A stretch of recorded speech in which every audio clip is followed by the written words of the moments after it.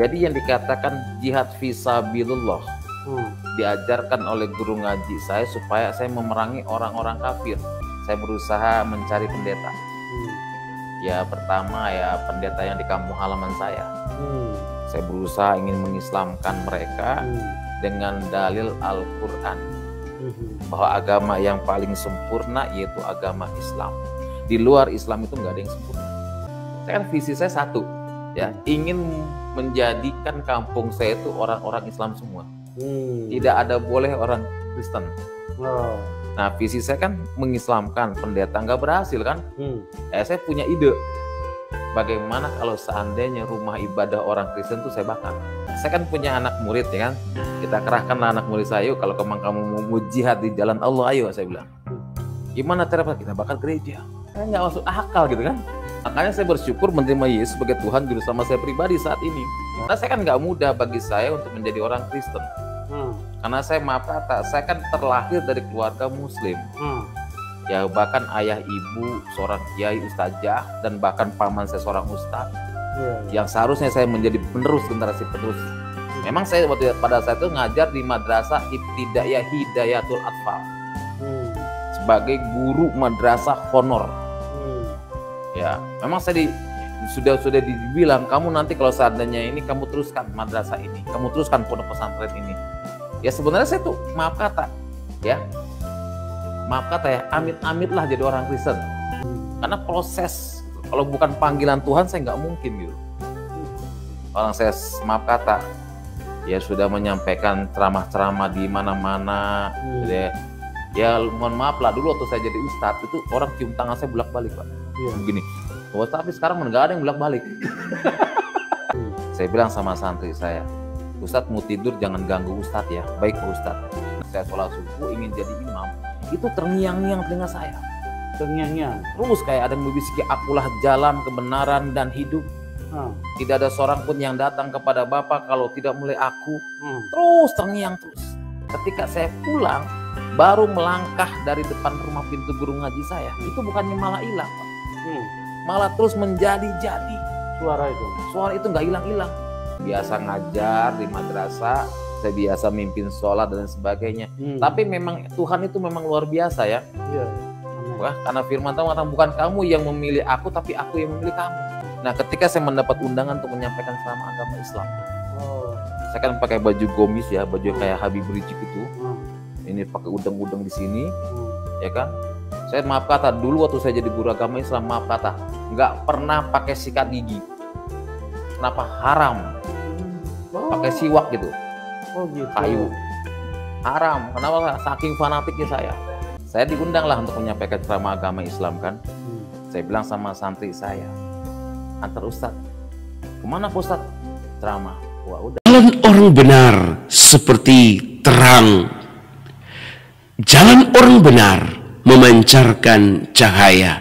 Jalan orang benar akan mendatangkan damai dan sejahtera di lingkungannya. Haleluya, puji Tuhan. Bagaimana kabar saudara hari ini? Kami berdoa saudara selalu dalam keadaan sehat dan diberkati oleh Tuhan. Puji Tuhan. Saudaraku, Alkitab dengan jelas mencatat kepada kita bahwa pekerjaan Tuhan tidak bisa kita lawan. Kita tidak bisa membendung pekerjaan Tuhan, cara Tuhan bekerja dan menyelamatkan orang. Saudara, semakin kita menghalang-halangi pekerjaan Tuhan, semakin kita menghalang-halangi jalan Tuhan, maka semakinlah hidup kita terpuruk. Ada begitu banyak orang hari-hari ini berusaha untuk menghalang-halangi jalan Tuhan itu. Mereka sengaja menekan gereja Tuhan, melarang orang untuk beribadah kepada Tuhan Yesus. Mereka menutup tempat-tempat ibadah yang dipakai oleh orang Kristen untuk beribadah. Tetapi saudara-saudara, mereka lupa bahwa kekristenan bukan sekedar sebuah agama biasa saja. Kekristenan bukanlah suatu tempat, suatu gedung gereja. Tapi kekristenan adalah iman, adalah karakter, adalah kepribadian, adalah cara hidup, tutur kata. Kekristenan Kekristenan itu bukan ada dalam gedung, kekristenan itu bukan ada dalam Alkitab secara fisik, tetapi kekristenan itu ada dalam hati. Orang dapat membinasakan fisik Alkitab, orang mungkin dapat menginjak-injaknya. Mereka bahkan di waktu lampau membuat Alkitab, tulisan Alkitab itu sebagai sandal. Mereka berusaha untuk membakar gedung-gedung gereja. Mereka melarang orang untuk memakai tempat rumah-rumah mereka untuk dijadikan tempat ibadah. Tetapi mereka kebingungan karena kekristenan tetap terus ada dan eksis. Bahkan kekristenan melampaui perkiraan-perkiraan mereka. Kekristenan melewati batas-batas toleransi mereka. Saudara-saudara, itu karena ada Tuhan yang terus bekerja. Kali ini kita akan mengikuti sebuah kesaksian bagaimana seorang yang ganas, seorang pembinasa, seorang yang membakar gedung-gedung gereja, yang menghalang-halangi orang Kristen untuk datang kepada Tuhan. Justru orang inilah dipanggil Tuhan, didatangi langsung oleh Tuhan, dan akhirnya dia bertobat dan percaya kepada Tuhan. Mari sama-sama kita ikuti tayangan berikut ini. Itu awalnya waktu saya dulu memang dari kecil ya. Dari kecil tuh saya dari usia 6 tahun. Itu memang saya sudah dididik tentang agama Islam. Ya. Baik dalam segi sholat 5 waktu yang jumlahnya 17 rakaat. Baik dari segi sholat sunat. Sebab sholat yang wajib itu kan hukumnya wajib. Arti daripada wajib dikerjakan dapat pahala, tidak dikerjakan berdosa, itu wajib. Dapat hukuman menurut Al-Quran. Tapi kalau yang sunnah itu dikerjakan dapat pahala, tidak dikerjakan juga tidak masalah. Seperti sholat sunat lainnya. Nah, itu sejak kecil memang sudah ditanamkan tentang sholat. As-sholatu imaduddin. Sholat itu tiang agama. Siapa orang yang mendirikan sholat berarti akan menegakkan agamanya. Apalagi sebagai agama Islam. Ya, inna dinna indallahi Islam. Sesungguhnya agama yang paling sempurna di sisi Allah yaitu agama Islam. Nah, dari ayat inilah saya berawal kebencian dengan orang Kristen. Dari usia 6 tahun masuk madrasah ibtidaiyah, lanjut lagi sanawiyah, lanjut lagi aliyah. Nah, ketika saya mondok di pesantren Al-Fiqoriyah, di situ saya belajar mengaji. Itu doktrin dari guru saya sendiri. As-sholat inna dinna indallahi Islam. Agama yang paling sempurna di sisi Allah ya agama Islam. Nah, jadi yang dikatakan jihad fisabilillah diajarkan oleh guru ngaji saya supaya saya memerangi orang-orang kafir. Gitu. Jadi pada saat itu tahun 1999 saya berusaha mencari pendeta. Ya pertama ya pendeta yang di kampung halaman saya. Saya berusaha ingin mengislamkan mereka dengan dalil Al-Quran. Bahwa agama yang paling sempurna yaitu agama Islam. Di luar Islam itu nggak ada yang sempurna. Nah itu termasuk Depok Citayam. Bahkan pendeta Buyung Ismail. Ya pernah kesaksian di YouTube. Nah itu pendeta yang ingin saya islamkan dulu. Salah itu Bapak mau islamkan juga ya? Nah sekarang ketemu sama-sama jadi hamba Tuhan. Iya Pak Buyung Ismail ingin saya islamkan dulu. Cuman dia nggak mempan. Bapak stres nggak? Ya sempat stres juga waktu saya ingin mengislamkan Pak Buyung Ismail. Itu kan dia kan ibadahnya di Depok, Depok lama. Gerejanya kan masuk gang. Itu saya pura-pura ibadah. Nah di samping ibadah saya punya amalan supaya ini pendeta tunduk. Tapi kok nggak tunduk gitu loh. Nah itu saya tuh itu ingin islamin pendeta. Ada beberapa pendeta yang ingin saya islamkan. Nah itu peristiwa awal mula pembakaran gereja. Kejadian gini, kenapa saya bisa bakar gereja kan? Saya kan visi saya satu, ya ingin menjadikan kampung saya itu orang-orang Islam semua. Tidak ada boleh orang Kristen. Nah visi saya kan mengislamkan pendeta, nggak berhasil kan? Saya punya ide. Bagaimana kalau seandainya rumah ibadah orang Kristen itu saya bakar? Mungkin dengan ada pembakaran ini, orang Kristen akan sadar mau masuk Islam. Gitu. Ya kayak 3 buah gereja, nggak tanggung-tanggung. Pada saat itu gereja GPIB Kampung Lio Depok, terus gereja Citayam Pak Edi Tengkano, bahkan gereja ini sering kali ngundang saya khotbah sekarang. Ya secara manusia kan kayaknya saya berpikir, Tuhan kok aneh ya, saya bakar gereja Pak Edi Tengkano tapi Pak Edi Tengkano sering kali ngundang saya khotbah. Iya, ketika saya jadi hamba Tuhan. Dan ini yang ketiga di Bojonggede. Iya. Dalam satu hari itu 3 gereja. Satu hari? Iya. Waduh, luar biasa. Karena saya kan punya anak murid ya kan. Kita kerahkanlah anak murid saya, kalau memang kamu mau jihad di jalan Allah, ayo, saya bilang. Gimana cara kita bakar gereja? Supaya ada orang Kristen itu masuk Islam. Pertama pendeta. Sebab kalau pendetanya masuk Islam, saya kan berpikir, ya kan, kalau 1 orang masuk Islam, ya 1 orang kan 70 pahala, 70 bidadari. 70 bidadari? 72 apa 70? 70. 72 di bidadari. 1 orang saya Pak Yusuf masuk Islam, saya Islamin, dan saya dapat pahala. Nah kalau anak buahnya Pak Yusuf 1 gereja, berapa bidadari saya punya? Oh begitu ceritanya. Iya. Berapa bidadari saya layani coba? Nggak merasa rugi, nggak Pak, justru malah saya bangga meninggalkan Islam, ada keselamatan yang kekal. Oh gitu. Karena apa? Karena kalau saya pikir ya, hadis ayat itu hanya angan-angan gitu loh. Masa kita bisa ngislamin orang Kristen, tahu-tahu dia masuk Islam, masa 72 bidadari? Nah kalau 1 gereja 100 orang, berapa bidadari coba? Oh, bisa jamu, minum jamu terus. Ya kan? Karena nggak masuk akal gitu kan? Cara manusia tuh nggak masuk akal gitu loh. Makanya saya bersyukur menerima Yesus sebagai Tuhan Juru Selamat saya pribadi saat ini. Gitu loh. Haleluya, luar biasa sekali. Jadi 3 gereja dibakar. Iya. Luar biasa. Karena tujuan saya ingin mengislamkan pendeta. Kenapa saya ingin bakar gereja? Saya berpikir mungkin dengan adanya saya membakar gereja, akan ada orang Kristen ataupun pendeta datanglah menyerahkan diri masuk Islam. Oh, gitu. Itu saya tunggu loh, 1 minggu, 2 minggu, kok nggak ada yang datang ya? Akhirnya saya survei gereja yang saya bakar.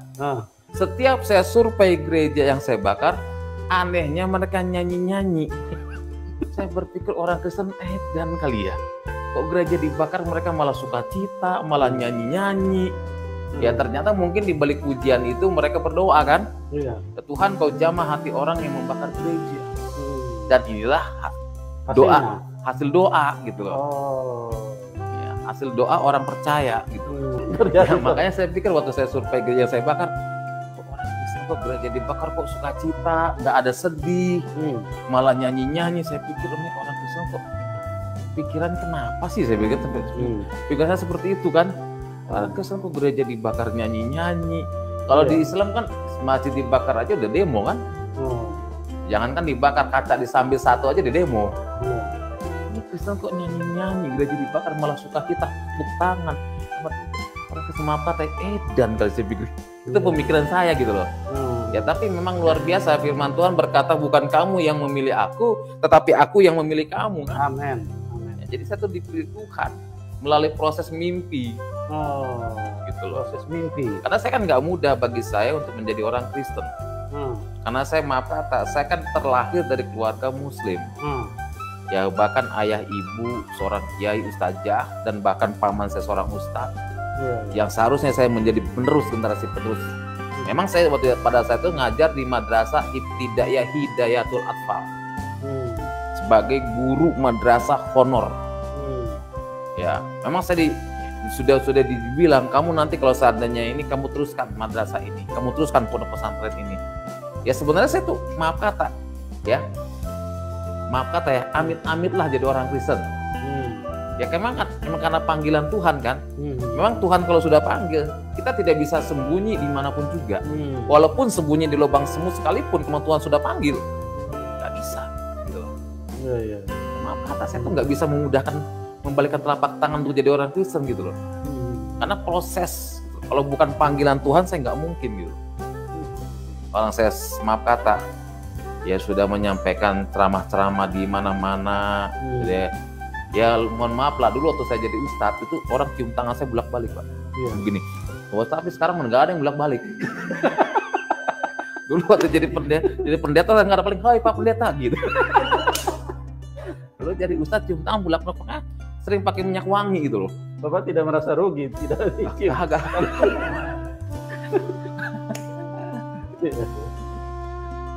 Ya itulah Pak Pendeta. Jadi saya tuh melalui mimpi lah yang Tuhan berikan sama saya. Iya. Jadi ceritanya seperti apa itu Pak? Nah, saya gini Pak. Ini kan biasanya kan kalau sholat isya kan waktu panjang. Isya kan 4 rakaat. Nah, memang dalam Al-Quran sendiri katakan siapa orang yang tepat sholat waktu itu pahalanya luar biasa. Memang isya itu sholatnya panjang waktunya. Beda dengan sholat subuh ataupun maghrib, waktunya pendek. Maghrib kan pendek, subuh apalagi. Nah, kalau sholat subuh kan 2 rakaat ditambah 2 kunut. Nah, akhirnya saya habis sholat isya. Nah, pada saat itu kan sebenarnya kan saya persiapan ngajar ngaji ya kan, persiapan buat besok lah ngajar di madrasah. Nah, pada saat itu kondisi tubuh saya kan gak enak badan. Saya bilang sama santri saya, Ustadz mau tidur jangan ganggu Ustadz ya. Baik Pak Ustadz. Nah, ketika saya tidur itu Tuhan kasih mimpi sama saya. Di dalam mimpi tersebut ada cahaya sinar yang menerangi tubuh saya. Dan cahaya itu dengan suara yang sangat lembut, dia berkata, akulah jalan, kebenaran, dan hidup. Tidak ada seorang pun yang datang kepada Bapa kalau tidak melalui aku. Ini mimpi ini. Mimpi. Nah, tapi ketika saya mimpi ini selalu terngiang-ngiang di telinga saya. Dengar suara cahaya-cahaya sinar menerangi tubuh saya. Dan dia berkata, akulah jalan, kebenaran, dan hidup. Sinar itu mengeluarkan suara. Akulah jalan, kebenaran, dan hidup. Tidak ada seorang pun yang datang kepada Bapa kalau tidak melalui aku. Dan saya terbangunkan dalam tidur saya kan. Saya merenung. Ya sudahlah, saya pikir itu mimpi biasa kan. Sudahlah, saya sholat tahajud kan sunat. Saya bangun karena baca surah Al-Fatihah. Kenapa? Karena dalam sholat itu ya yang harus dibaca ada surah Al-Fatihah pertama, nggak boleh surat lain. 7 ayat. Ya. Surat Al-Fatihah saya baca dalam sholat. Nah, habis sholat tahajud langsung saya doa tidur. Nah, pas tidur pas jam 4 biasa musola subuh. Kita kan sholat subuh kan biasa jam 4. As-sholatu khairum minan naum. Itu kan panggilan sholat. Lebih baik sholat daripada tidur kan. Udah, saya sholat subuh ingin jadi imam. Itu terngiang-ngiang telinga saya. Terngiang-ngiang. Terus kayak ada yang membisiki, akulah jalan, kebenaran, dan hidup. Tidak ada seorang pun yang datang kepada Bapa kalau tidak melalui aku. Terus terngiang terus. Akhirnya saya beranikan tanya kepada paman saya. Saya bilang, paman, abdi mau tanya naon, atau kan bahasa Sunda. Tanya naon Yasin, begini paman. Saya pernah dikasih mimpi, saya bilang. Di dalam mimpi tersebut ada cahaya sinar yang menerangi tubuh saya. Dan cahaya itu adalah suara yang sangat lembut. Dia berkata, akulah jalan, kebenaran, dan hidup. Tidak ada seorang pun yang datang kepada Bapa kalau tidak melalui aku. Nah, malah paman saya menyarankan untuk cari di Al-Quran. Ya, saya buka Al-Quran yang jumlahnya 6.666 ayat. Yang terdiri dari 30 juz, 114 surah. Saya nggak temukan ayat itu. Tidak ditemukan. Ya, saya merasa bingung kan. Kemana saya mesti cari ayat ini, Bang? Mimpi ini, jawaban mimpi ini, karena terlalu terngiang terus gitu. Akhirnya saya disarankan untuk pergi ke guru ngaji. Nah, sampai saya di rumah guru ngaji saya, malah saya dikasih mantra mandi air kembang. Udah, kamu mandi air kembang aja katanya. Saya ceritakan semua mimpi saya ke guru ngaji saya. Udah, kamu mandi air kembang, dikasih minyak orang mati. Minyak nyong-nyong. Kan saya berpikir matinya belum, udah ngerasain minyaknya. Kan? Iya, saya merasa disiramin minyak 3 botol. Kata guru ngaji saya, ini mah ngimpi dari setan katanya. Yaudah, habis dimandiin air kembang, dikasih baju kayak baju putih gitu kan.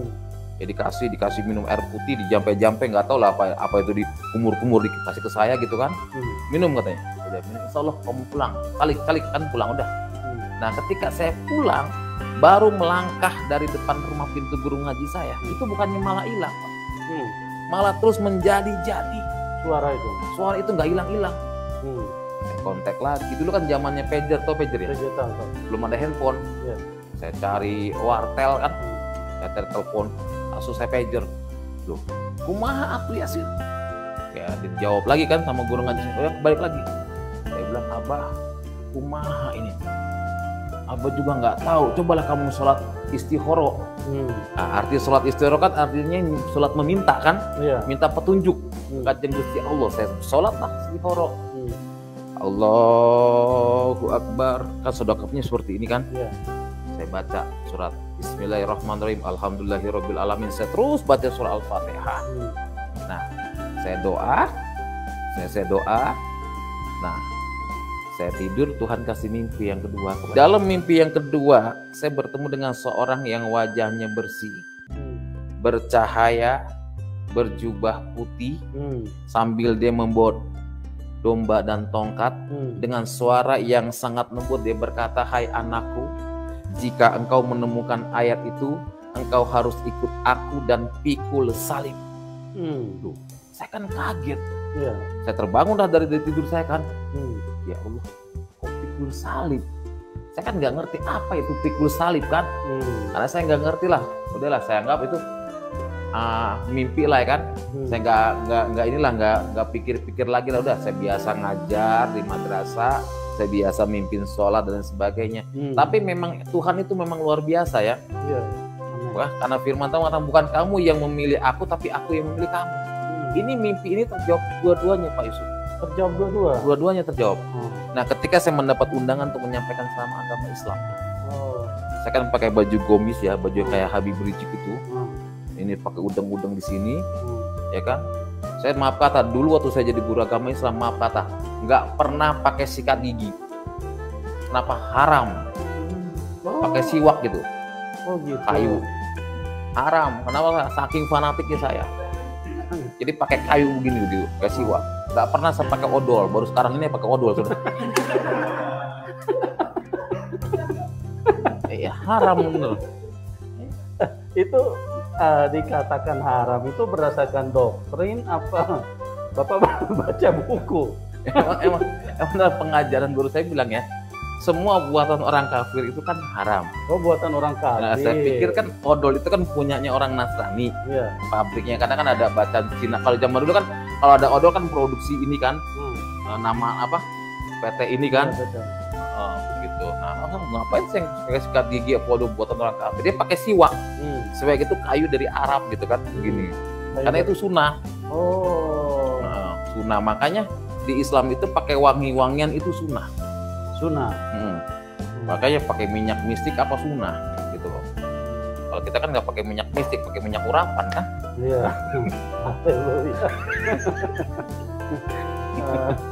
Luar biasa. Terus ada apa? Saya diundang lah untuk menyampaikan ceramah agama Islam kan. Saya bilang sama santri saya, antar Ustadz, kemana Ustadz? Ceramah. Wah udah, yang bawa mobil pribadi itu santri saya. Santri yang nyetir. Ya, santri saya dulu, saya ingat banget saya punya mobil Suzuki Katana. Udah berangkatlah saya. Nah, memang Tuhan izinkan ya, waktu saya berangkat ceramah itu, maaf kata, saya ini pengen buang hajat gitu loh. Pengen buang hajat besar, saya tanya sama santri, saya turun sebentar. Itu setelah di jalan baru pengen buang hajat apa masih? Udah mau nyampe. Oh, udah mau nyampe untuk menyampaikan ceramah agama Islam. Dulu teman akrab saya itu Pak Anton Medan. Oh, Anton Medan. Yang sekarang sudah meninggal, dia kan tinggal di Mangga Besar. Iya, tahu. Itu akrab sekali sama saya dulu. Tapi dia tahu kalau saya udah jadi pendeta. Oh, tahu dia. Makanya waktu dia sebelum almarhum dia bilang, "Hei murtad." Ya. Alhamdulillah saya bilang kan. Itu juga murtad saya bilang. Itu akrab saya karena sudah meninggal dia kan mantan preman. Iya. Ada apa? Hampir sampai tempat yang saya tuju, ya kan? Ini maaf kata pengen buang hajat. Terus saya bilang sama santri saya, berhenti di mobil. Cari di rumah penduduk ini yang ada WC. Baik Pak Ustadz. Nah santri saya turun, ya itu di rumah penduduk itu maaf kata nggak ada WC, yang ada jamban. Jamban itu kan, ya maaf kata empang, yang kalau orang buang hajat kan ya kayak di telepon umum lah gitu kan. Itu maaf kata itu mesti dibuka semua. Terus saya bilang, saya pakai baju gomis, saya bilang. Kalau saya dibuka semua kayak Tarsan dong nantinya, saya bilang. Ya kan masa Tarsan pakai udeng-udeng, saya bilang. Dan akhirnya apa saudara? Akhirnya udah, saya turun sengaja kan. itu anehnya ada rumah mewah itu dilewatin sama santri saya. Saya sini. Tadi ayah sini. Ayah naon tuh Ustaz? Itu ada rumah nubager saya bilang. Rumah nubager kan sih bagus. Masa kamu lewatin? Nah, akhirnya apa? Saya sampailah di depan rumah yang mewah itu, saya ngucapin kalimat Assalamualaikum, yang punya rumah nggak jawab. 3 kali saya ngucapin Assalamualaikum. Dalam Islam itu kan nggak boleh. Kalau sudah 3 kali kita ngucapin Assalamualaikum berarti yang punya rumah nggak ada, harus ditinggalkan kan? Nah, kemungkinan orang Nasrani. Nah, akhirnya pas saya insaknya udah mulai saya gedor, yang punya rumah keluar. Seorang ibu, ada apa Pak gedor di rumah saya? Langsung saya jelaskan, Bu, saya mohon maaf, saya bilang, saya ini Ustadz yang ingin menyampaikan ceramah agama Islam di kampung ini. Cuman mohon maaf, saya ini kebelet pengen buang hajat. Kira-kira Ibu ada WC gak? Oh ada Pak, masuk aja Pak. Nah ketika saya mau buka sepatu, yang punya rumah bilang gini, Pak maaf jangan buka sepatu, rumah kami bukannya masjid. Ya udahlah, saya nggak berpikir yang aneh-aneh kan. Udahlah saya buang hajat, selesai saya buang hajat, saya pengen ngucapin kalimat terima kasih. Ada pembantu lagi ngepel, saya tanya, Ibu mana? Oh Ibu di ruangan tengah Pak, Bapak masuk aja ke ruangan tengah. Saya masuklah ke ruangan tengah. Nah ketika saya masuk ke ruangan tengah, ibu itu lagi baca koran. Nah sebelum ucapan kalimat terima kasih keluar dari lidah bibir saya melihat gambar yang sedang bawa domba dan tongkat. Saya kaget, Masya Allah. Ini kan gambar yang ada dalam mimpi saya. Kenapa adanya di rumah ini? Langsung saya, Bu, sebelum saya pamit saya mau tanya sama ibu. Oh silakan Pak, mau tanya apa? Ini gambar siapa yang sedang bawa domba dan tongkat? Apa ini foto saudara ibu? Yang punya bilang, Pak maaf ini bukan saudara saya. Ya tapi siapa? Ini Tuhan saya Pak, Tuhan Yesus. Aduh, kalau tahu itu ibu orang Kristen ya Bu? Iya. Kalau tahu ibu orang Kristen Bu, saya bilang saya nggak jadi buang hajat. Langsung ibu itu rangkul saya, Pak, Tuhan berkati Bapak, Tuhan pakai Bapak. Terus saya pikir pakai apanya Tuhan? Udahlah saya nggak berpikir kan. Saya pulang, saya kontak Pak Anton Medan. Dulu kan orang yang pakai handphone kan orang-orang tertentu. Itu zamannya Motorola yang gede. Kalau nyambit anjing benjol itu anjing, ya kan? Itu Motorola yang gede itu zaman dulu ya. Nokia pisang juga itu. Saya pakai itu keren itu zaman dulu. Kalau sekarang kan semua tukang beca aja pakai handphone Android. Zaman dulu orang yang pakai handphone orang tertentu. Ya udah saya kontak Pak Anton, saya nggak jadi ceramah. Saya bilang, loh kenapa Pak Ustaz? Saya nggak ceramah, saya mau pulang. Sepanjang perjalanan itu ya, saya berpikir apa iya yang ada dalam mimpi saya itu Tuhannya orang Kristen. Amin amin saya jadi orang Kristen, saya bilang.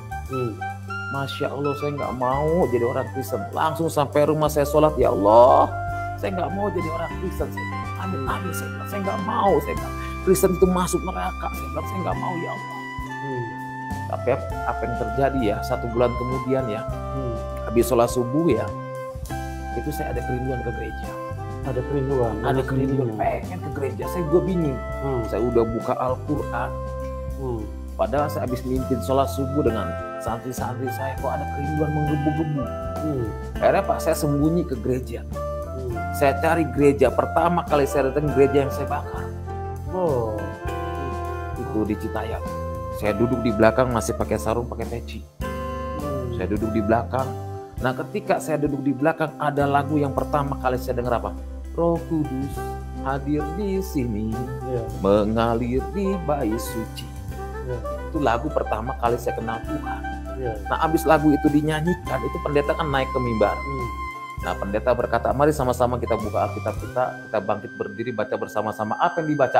Akulah jalan, kebenaran dan hidup. Oh haleluya. Tidak ada seorang pun yang datang kepada Bapa kalau tidak melalui aku. Nah, saya kan kaget, Masya Allah. Ini pendeta nggak salah baca Alkitab, saya bilang. Kan saya makin emosi kan. Selesai pendeta khotbah, dia menjelaskan tentang kebenaran dan keselamatan, dia undang. Saya mengundang saudara yang pertama kali hadir ke gereja, maju ke depan. Kurang ajar lagi. Ya terpaksa saya maju, karena saya merasa diri saya pertama. Dan aneh lagi didorong sama ibu-ibu, ayo Pak maju Pak. Ya saya majulah, ketika saya maju, saya kan suruh berlutut kan. Tempat ini pendeta kurang ngajar, saya bilang. Ustadz suruh berlutut, ya saya berlutut kan. Nah ketika saya berlutut, itu pendeta ya berkata, mari kita berdoa buat anak Tuhan pertama kali ke gereja. Itu jemaat pada maju semua mendoakan. Nah ketika didoakan, pendeta menyanyi, mengalirlah kuasa Roh Kudus, mengalirlah di tempat ini. Makanya saya dengar lagu itu saya agak sedih. Nah itu lagu pertama saya kenal Tuhan. Nah ketika lagu itu dinyanyikan ya, saya teringat membakar gereja. Terbayang memori saya membakar gereja. Terbayang memori saya ingin mengislamkan pendeta. Saya lagu dinyanyikan, pendeta peluk saya. Dek, Tuhan berkati kamu, Tuhan pakai kamu. Berapa kalimat Tuhan pakai? Ibu yang di rumah tadi sama Pak Pendeta, tiba-tiba ada omah-omah datang. Pak, Tuhan berkati Bapak, Tuhan pakai Bapak. Berapa kali? 3 orang ngucapin hal yang sama. Haleluya. Dan akhirnya apa? Udahlah, saya pendeta salaman, saya kan mau kabur nggak bisa kan? Kan cuma 1 pintu kan? Aduh, saya bilang mana? Udah, pendeta saya khotbah, pendeta salaman, dari mana? Saya bilang saya Ustadz Muhammad Yasin. Wah, dia kan kaget. Wah, ini orang yang bakar gereja gua katanya. Ya, saya sudah berpikir, udahlah saya ditangkap polisi kali ini kan. Ya, tapi memang anak Tuhan tuh punya kasih ya. Sesuai dengan firman Tuhan, kejahatan tidak boleh dibahas dengan kejahatan kan. Amin. Dibahas dengan kebaikan. Amin. Pendeta itu salaman sama saya. Tuhan berkati kamu, tunggu sebentar katanya. Saya ada berkat buat kamu. Ya, saya pikir orang Kristen baik sekali ya. Baru datang ke gereja aja dikasih berkat. Haleluya. Ya kan? Ternyata betul, itu pendeta keluar kamar dia bawa kantong plastik, punya celana panjang buat tamu. Jadi kalau kamu ke gereja jangan pakai sarung katanya. Dipikir Ustadz nggak bisa celana panjang. Karena memang betul, saya waktu jadi Ustadz pakai celana segini yang digantung. Gini, saya percaya bahwa Yesus sudah menyelamatkan saya. Haleluya, puji Tuhan. Saudara, engkau diberkati. Adakah di antara saudara yang hari ini belum percaya kepada Yesus? Masihkah engkau berkeras hati ketika mendengar berita tentang keselamatan ini? Tidak ada sedikitkah pencerahan dalam hatimu? Saya mau berkata kepada saudara, kembalilah kepada Tuhan, dengarkanlah perkataan-perkataan ini, dan relakan dirimu untuk dibentuk oleh Tuhan. Ingat, Yesus adalah juru selamat satu-satunya dalam hidupmu. Puji Tuhan. Saudaraku, jangan lupa untuk terus mendukung channel kami. Setiap dukungan dalam bentuk apapun merupakan satu kesukaan bagi kami dan dapat mendukung pelayanan kami baik secara online maupun offline. Kami terus mengabarkan berita Injil di mana saja kami dapat memberitakannya. Saudaraku, bagikanlah terus tayangan-tayangan dalam channel kami ini kepada sebanyak mungkin orang, supaya mereka diberkati oleh Tuhan, dan saudara telah turut bersama-sama dalam mengambil bagian dalam pelayanan pemberitaan Injil. Tuhan Yesus memberkati kita semua. Sampai berjumpa lagi dalam program acara kami selanjutnya. Nantikan kami di setiap waktu petang, di setiap harinya. Tuhan Yesus memberkati kita semua. Haleluya. Haleluya.